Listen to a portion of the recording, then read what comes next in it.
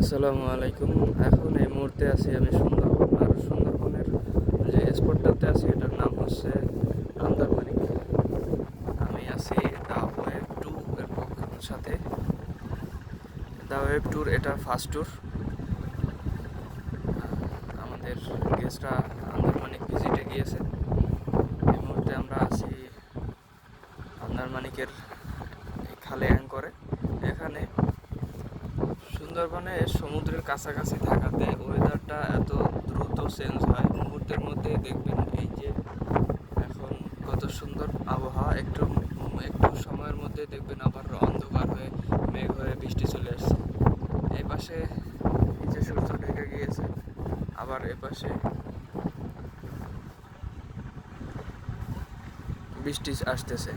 তো এরকমেরই মুহূর্তের মধ্যে ওয়েদার চেঞ্জ হতে থাকে। আর এই বৃষ্টিতে 3 মাস পরে আমরা যখন আসি, বর্ষার মৌসুমে আসলে 3 মাস পরে দেখা যায় যে সুন্দরবনটা সবুজ আরও অনেক সুন্দর হয়েছে।